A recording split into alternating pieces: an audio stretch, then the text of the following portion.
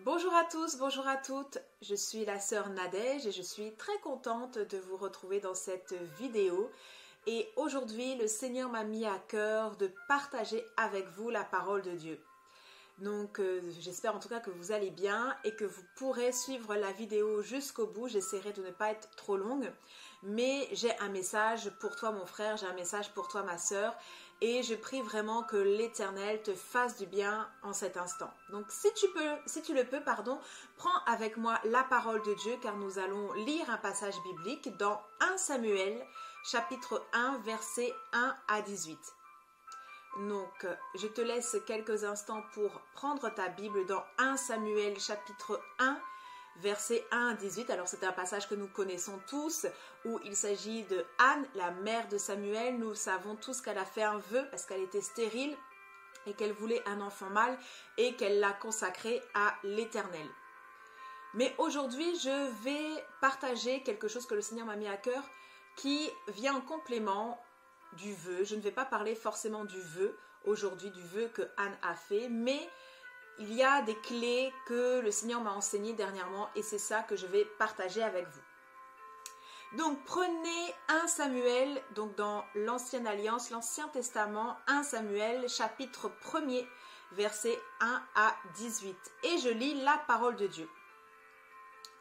Il y avait un homme de Ramathaïm Tsophim, de la montagne d'Éphraïm, nommé Elkana, fils de Jéroham, fils d'Élihu, fils de Tohu, fils de Tuf, Éphratien.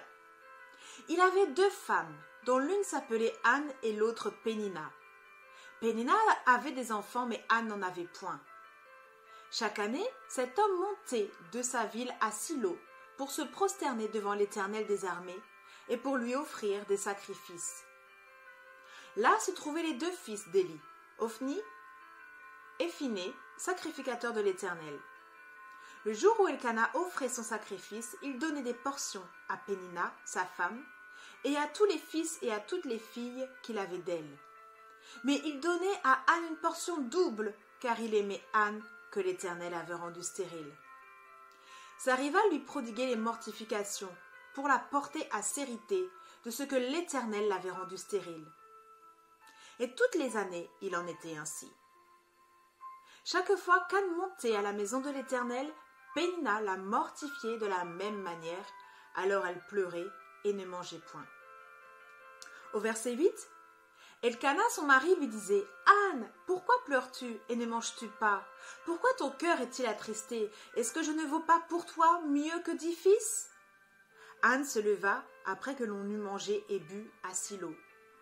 Le sacrificateur Élie était assis sur un siège près de l'un des poteaux du temple de l'Éternel. Et l'amertume dans l'âme, elle pria l'Éternel et versa des pleurs. Elle fit un vœu en disant « Éternel des armées, si tu daignes regarder l'affliction de ta servante, si tu te souviens de moi et n'oublies point ta servante, et si tu donnes à ta servante un enfant mâle, je le consacrerai à l'Éternel pour tous les jours de sa vie, et le rasoir ne passera point sur sa tête. » Comme elle restait longtemps en prière devant l'Éternel, Élie observa sa bouche. Anne parlait dans son cœur et ne faisait que remuer les lèvres, mais on n'entendait point sa voix. Élie pensa qu'elle était ivre et lui dit « Jusqu'à quand seras-tu dans l'ivresse? Fais passer ton vin. » Anne répondit « Non, mon Seigneur, je suis une femme qui souffre en son cœur, et je n'ai bu ni vin, ni boisson enivrante, mais je répandais mon âme devant l'Éternel. Ne prends pas ta servante pour une femme pervertie, car c'est l'excès de ma douleur et de mon chagrin qui m'a fait parler jusqu'à présent. » Élie reprit la parole et dit « Va en paix, et que le Dieu d'Israël exauce la prière que tu lui as adressée. » Elle dit « Que ta servante trouve grâce à tes yeux. » Et cette femme s'en alla, elle mangea, et son visage ne fut plus le même. Amen. Amen. Nous bénissons le Seigneur pour la parole qu'il nous a donnée aujourd'hui. Et comme je vous le disais en introduction, je ne vais pas parler du vœu que Anne a fait à l'Éternel, mais j'aimerais quand même parler de ce qu'elle avait dans le cœur et comment elle a eu aussi, quelle attitude elle a eu aussi. Amen. On voit que Anne, elle avait un désir, celui d'avoir des enfants. Elle était stérile, elle ne pouvait pas en avoir. C'était quelque chose qu'elle désirait au plus profond d'elle. C'était vraiment un souhait qu'elle portait. Et quand je regarde la parole de Dieu, au regard des Saintes Écritures, nous voyons qu'elle était incomprise. Elle était pourtant aimée. Elle avait tout ce qu'elle voulait quasiment, on pourrait dire. Mais il lui manquait quelque chose. C'était un enfant mâle qu'elle voulait. Et elle voulait l'offrir à l'Éternel. Aujourd'hui, peut-être que toi, tu as aussi un souhait dans ton cœur. Tu as peut-être beaucoup de choses. Elkana aimait Anne. Elkana valorisait Anne. Il lui donnait double portion. Il lui disait même, est-ce que je ne vaux pas pour toi mieux que 10 fils? Donc, il connaissait la souffrance de son épouse, mais il ne la comprenait pas. Il disait, mais je vaux plus que 10 fils pour toi. Il ne comprenait pas Anne. Pourtant, il l'a comblée. Elle était vraiment aimée de son mari. Elle avait double portion. Elkana aimait véritablement son épouse. Mais Anne avait toujours ce poids. Anne avait toujours ce souhait. Anne avait toujours ce désir d'avoir un enfant mâle. Mais elle était incomprise de son mari. Elle était même incomprise du sacrificateur Élie. Nous le voyons parce qu'au verset 14, Élie dit « Mais jusqu'à quand seras-tu dans l'ivresse? Fais passer ton vin. » Il ne comprenait pas, il ne savait pas qu'est-ce qu'il y avait dans le cœur de la sœur Anne, de la servante de Dieu Anne. Élie ne comprenait pas Anne. Elkana ne comprenait pas Anne. Elle portait quelque chose en elle que personne ne pouvait comprendre. Peut-être que toi aussi tu es dans cette situation-là, tu as un souhait, que tu sais que c'est le Seigneur qui a mis cela dans ton cœur, tu sais que c'est Dieu, Dieu t'a fait une promesse, Dieu a dit que tu aurais un enfant, Dieu a dit que tu aurais un mari, Dieu aussi a dit peut-être que tu cherches une grande maison.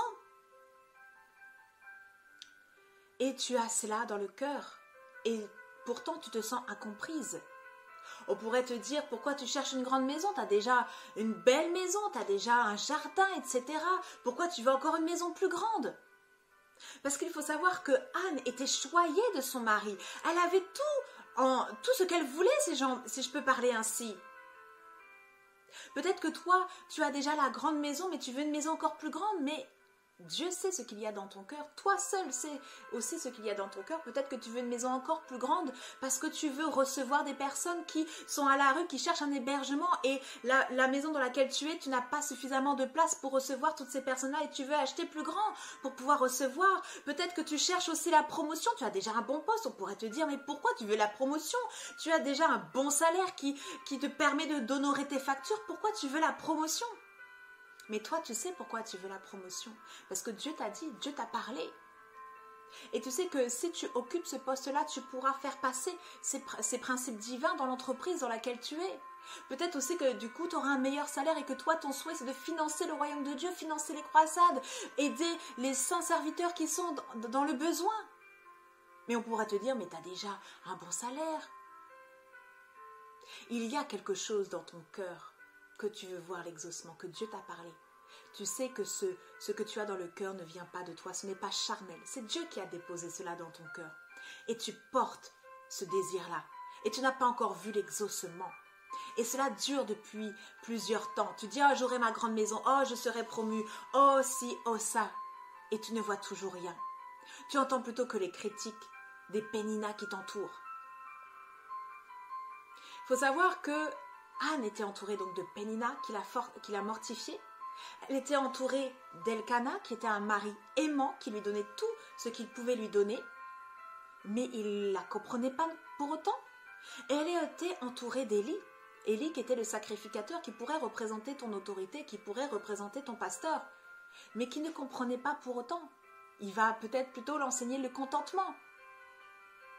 Anne, tu sais que déjà tu as des fils et des filles. Enfin, Pénina a déjà des fils et des filles dans ta maison. Réjouis-toi, tu peux aussi faire ta part dans l'éducation de ces enfants-là. Tu as un mari qui t'aime, contente-toi de cela. Tu as double portion en plus par rapport à Pénina. Tu devrais te contenter de cela. Mais le Seigneur avait déposé dans le cœur de Anne un désir, celui d'avoir un enfant. Quand tu es intime de l'Éternel, Dieu dépose en toi des projets, Dieu dépose en toi des souhaits.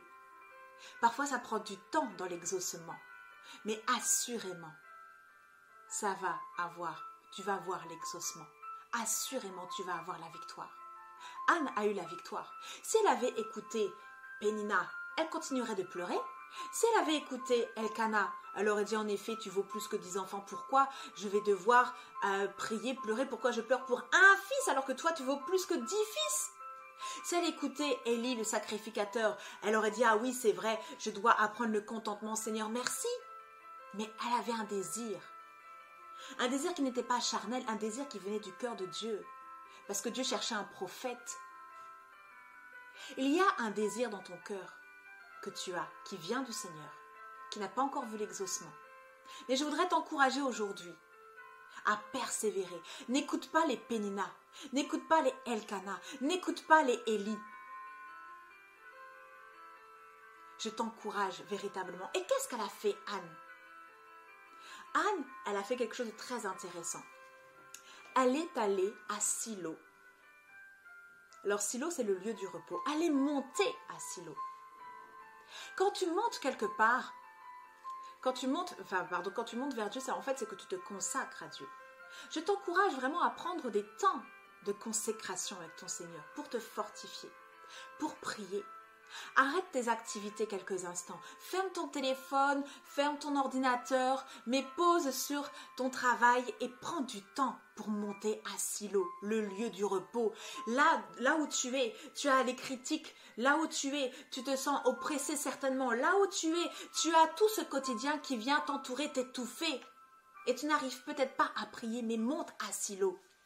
Monte à Silo. Et c'est intéressant de voir que Élie, le sacrificateur Élie, pouvait voir que Anne, de là où il était, il pouvait voir que Anne remuait les lèvres. Donc il ne devait pas être très très loin de Anne pour voir qu'elle remuait les lèvres. Et il est dit que Élie était assis sur un siège près de l'un des poteaux du temple de l'Éternel. Ah, j'aime la parole de Dieu. Je vous encourage véritablement, mes frères, mes sœurs, à méditer chaque jour la parole de Dieu. Qu'est-ce que cela signifie? À premier abord, on pourrait juste croire que c'est un poteau tout simple, une colonne qui soutient le temple. Mais c'est beaucoup plus profond que cela. En hébreu, poteau veut dire plénitude. Donc, en fait, comme Élie pouvait voir Anne remuer les lèvres, Anne n'était pas très loin d'Élie, donc Anne n'était pas très loin du poteau du temple de l'Éternel. Anne était dans le lieu où siégeait la plénitude de Dieu. Elle est allée au bon endroit. Elle est allée dans la présence de Dieu parce qu'en Christ, nous avons tout pleinement. C'est dans Colossiens 2, bon, je n'ai plus forcément le verset en tête, je crois que j'ai dû le noter, Colossiens 2, verset 10, voilà, où cela est dit que nous avons tout pleinement en Christ. Lorsque tu montes à Silo, lorsque tu vas rencontrer Christ, tu as tout pleinement en Christ. Ne reste pas là où tu es. Monte à Shilo. Monte à Shilo. Monte à Shilo. Si tu as fait ce vœu à l'Éternel, d'offrir à l'Éternel ce que tu as demandé, de rendre à l'Éternel ce que tu lui as demandé, monte à Shilo, continue de monter à Shilo, continue de rester longtemps dans la prière. Au verset 12, il est dit, comme elle restait longtemps dans la prière, si souvent nous prions, puis après nous retournons vaquer à nos occupations sans persévérer. Elle n'a pas fait seulement le vœu, mais elle est restée longtemps dans la prière. Mon frère, ma sœur, va dans la présence de Dieu. Va là rencontrer Christ. Va rencontrer Dieu. Fais une rencontre. Ne redescends pas de Silo sans avoir rencontré Dieu. Reste dans la plénitude de Christ. Reste dans la présence de Dieu jusqu'à ce que Dieu t'ait parlé. Imaginez, donc Anne priait et puis Élie dit, jusqu'à quand seras-tu dans l'ivresse? Fais passer ton vin. Pour lui, c'est un caprice. Fais passer ton vin. Fais passer ton délire. Fais passer... Vraiment, pourquoi tu cherches cette promotion? Pourquoi tu cherches à te marier? Pourquoi tu cherches vraiment à être riche? Pourquoi? Lui, il pensait que c'était un caprice. Et vous savez, quand vous venez de prier et que vous entendez ça, pardonnez-moi de l'expression, mais ça casse. Ça casse. Vous vous dites, waouh. Mais Anne, elle a tenu bon. Elle est restée ferme. Elle n'a pas dit son sujet de prière, hein. Elle est restée ferme. Pourquoi? Parce qu'elle était restée longtemps dans la présence de Dieu. Elle s'est fortifiée. Le mot longtemps veut dire se multiplier, à s'affermir. Donc en fait, quand elle était dans la présence de Dieu, nous, aujourd'hui, dans la nouvelle alliance, alors que nous avons le Saint-Esprit en nous, on peut s'édifier, on peut prier en langue, parce que lorsque nous prions en langue, nous nous édifions nous-mêmes, on peut faire Shakare Bobaba Yasanda, Kede Boba Yasanda Kadeshe, on peut se fortifier dans la prière, on peut persévérer dans la prière. La Bible nous dit que la prière persévérante du juste a une grande efficacité. Et c'est intéressant de dire que la prière persévérante du juste, ça veut dire que parfois, en effet, il est bon de partager son sujet de prière avec notre frère et notre sœur, parce que la Bible nous dit de porter les fardeaux les uns les autres. Mais parfois, nous oublions aussi que le Seigneur peut aussi nous demander de ne pas partager notre sujet de prière. Anne n'a pas partagé son sujet de prière. Hein. Elle n'a pas partagé son sujet de prière. Même quand Élie lui a parlé d'ivresse, elle n'a pas dit non, tu sais, Élie, je priais pour avoir un enfant. Non, elle n'a pas dit cela. Elle n'a pas partagé son sujet de prière. Alors je voudrais t'encourager, discerne ce que Dieu attend de toi, parce que parfois, en effet, il est bon de partager son sujet de prière, et parfois, le Seigneur va te demander de rentrer dans ta chambre, ferme la porte, et ton Seigneur, ton Dieu, ton Père qui est là dans le lieu secret te voit et te le rendra. Nous oublions que la prière persévérante du juste a une grande efficacité. Quand nous prions seuls, quand nous sommes seuls sur un sujet, ne croyons pas que notre prière a moins de puissance, ne croyons pas que notre prière a moins d'efficacité, parce que quand on dit la prière du juste a une grande efficacité, c'est au singulier que c'est écrit, bien sûr. Si on se réunit tous ensemble, ça a une grande efficacité, il y a une puissance dans la prière corporative. Mais lorsque tu pries seul devant ton Seigneur pour un sujet, la prière est toujours aussi puissante. Parce que l'exaucement de la prière n'est pas faite selon tes émotions, selon tes souhaits. La prière est exaucée quand elle est faite selon la volonté de Dieu, basée sur la parole de Dieu et quand elle est faite avec foi. Mon frère, ma sœur, lorsque tu passes un moment où tu sens que voilà, il y a des péninas qui te mortifient, tu es incomprise de ton mari, de tes proches, va dans la présence de Dieu. Va dans la présence de Dieu, médite la parole, fortifie-toi, prie, intercède, implore, invoque ton Seigneur. Et si c'est ce que le Seigneur te demande, ne partage pas ton sujet de prière. Je dis bien si c'est ce que le Seigneur te demande. Parce qu'il faut discerner, comme je le disais parfois, il faut partager le sujet pour être soutenu dans la prière. Mais parfois le Seigneur va te demander, ma fille, mon fils, c'est entre toi et moi. Anne n'a pas partagé son sujet de prière. Elle est restée discrète. Je suppose que si elle avait partagé son sujet de prière, Pénina se serait moquée d'elle en disant « Oh là là, mais toi, t'es stérile, tu vas pas avoir d'enfant, laisse tomber, oublie ça. » Tu auras des Elkana qui te disent « Mais je te donne tout. » Elkana pourrait essayer de raisonner son épouse en disant « Mais je te donne tout. » Et Élie, lui, aurait enseigné le contentement.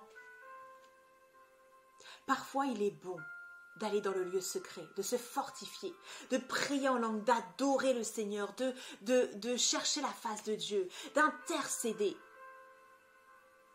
Parfois, il est bon de le faire seul avec son Seigneur. Monte à Shiloh, monte, fortifie-toi. Fortifie-toi. Regardez, c'est intéressant que Anne n'a pas partagé son sujet de prière, elle s'est fortifiée dans le Seigneur. Et devant Élie, elle n'a pas succombé.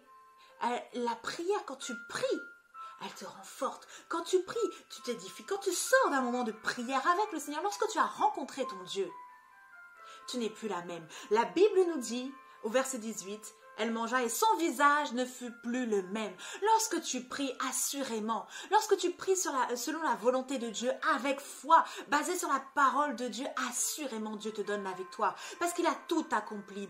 Dans Apocalypse au chapitre 6, en tout cas, Apocalypse chapitre 6, je n'ai pas forcément noté le verset, il est dit que nous sommes vainqueurs et nous sommes nés pour vaincre et nous sommes partis sur terre pour vaincre. Dieu, quand il t'a envoyé sur terre, c'est pas pour l'échec. Dieu, quand il t'a envoyé dans cette vie que tu as, ce n'est pas pour l'échec. Il y a certes des souhaits qui prennent peut-être plus de temps à voir l'accomplissement, mais persévère parce que assurément tu as la victoire. Ne prie pas dans l'espérance d'avoir la victoire, mais prie dans la foi que tu as déjà la victoire. Mon frère, ma sœur, aujourd'hui je voudrais t'encourager. Peut-être que tu as un souhait, tu as quelque chose que tu désires au fond de toi. Peut-être qu'il y a une situation qui vraiment te fait mal parce que tu ne vois pas de solution. Peut-être que c'est ton mari, tu voudrais le voir au Seigneur. Peut-être que c'est ton épouse, peut-être que c'est ton fils, ta fille. Je ne sais, je ne connais pas ta situation. Mais le Père Céleste qui est dans les cieux connaît ta situation. Et à travers cette vidéo, je voudrais t'encourager. Je voudrais t'encourager à ne pas écouter ce que disent les autres, mais d'écouter ce que Dieu dit de toi. Je voudrais t'encourager à aller à la montagne de Silo, à aller dans la plénitude de la présence de Dieu, là où tout est possible, pour te fortifier dans la prière. Passe le temps qu'il faut, mais redescends pas de tes temps de prière sans avoir rencontré Dieu. Le visage de Anne n'était plus le même. Elle est restée longtemps. Elle n'a pas simplement fait un vœu et après, je m'en vais. Non, nous, souvent, nous sommes fast-food dans les prières. Il faut savoir prier, prier, passer du temps dans la prière, implorer Dieu, chercher la face de Dieu, adorer Dieu. Et si parfois nous ne savons pas quoi dire, priez en langue. Vous avez le Saint-Esprit, recevez cette grâce-là. Recevez si tu ne parles pas en langue. Reçois cette grâce du parler en langue. Au nom de Jésus. Et prie en langue, ouvre la bouche et parle. Tu dis des mystères et tu t'édifies toi-même. Mon frère, ma soeur, aujourd'hui c'est un encouragement que je te donne afin que tu puisses réellement passer cette étape-là. Aller à Silo, redescendre, parce que quand Anne est redescendue, elle est redescendue dans sa condition d'avant, j'ai envie de dire. Mais sa condition d'avant ne l'effrayait pas. Sa condition d'avant n'était plus un sujet d'amertume, parce qu'il est dit que verset 10 que c'est dans l'amertume qu'elle est venue prier. Mais après, son visage n'est plus le même, elle est repartie dans sa maison. Et c'est que quand Elkana l'a connue qu'elle a enfanté. Mais au début, quand elle est redescendue, elle était redescendue, on pourrait dire, dans les mêmes conditions qu'avant. Mais il y a quelque chose qui a changé, c'est dans le spirituel. Ce qui a fait la différence entre le avant et le après, c'est le fait qu'elle ait prié, c'est le fait qu'elle ait rencontré Dieu. Mon frère, ma soeur, ne néglige pas cela. Ne néglige pas cela et je voudrais vraiment t'encourager à persévérer dans la prière. Parce que ta prière est entendue. Si tu dois partager le sujet de prière avec un frère, une sœur que le Seigneur te montrera, fais-le. Mais si le Seigneur te dit non, là, c'est entre toi et moi, bah, va, entre dans ta chambre, ferme la porte, va dans le lieu très saint et prie, fortifie-toi, fortifie-toi, fortifie-toi, fortifie-toi, parce que c'est dans la présence de Dieu que nous nous fortifions. Lorsque nous redescendons dans la présence de Dieu, quand je dis redescendons, c'est lorsque nous quittons notre chambre de prière et que nous continuons et que nous reprenons nos activités, eh bien on se sent fort. Anne ne s'est pas laissée impressionner par le sacrificateur Élie lorsqu'il lui a parlé d'ivresse. Peut-être que tu es incomprise, incomprise, peut-être que on se moque de toi, peut-être que aussi on va t'enseigner tous les rudiments, tu ne te sens pas entendu, mais tu sais au fond de toi ce que l'Éternel t'a dit. Alors je t'encourage, ne baisse pas les bras et avance. Glorifie le nom du Seigneur. Prie, prie sans relâche, garde la foi. Médite la parole de Dieu et tu verras, Dieu va agir. Parce que Anne est sortie de ce temps-là, le visage autrement. Et quelque temps après, elle a accouché de Samuel. Elle a honoré aussi son vœu et Dieu l'a béni. Alors, si toi aussi tu es dans ce cas-là, je voudrais t'encourager. Que le Seigneur te bénisse là où tu es. Que le Seigneur te donne de te fortifier en lui. De ne pas chercher un repos dans tes activités, auprès d'un homme ou d'une femme. Non, le véritable repos se trouve en l'Éternel. La véritable victoire se trouve en l'Éternel. Alors, vraiment, je t'encourage. Prie, prie, prie, prie. Ne te lasse pas de prier.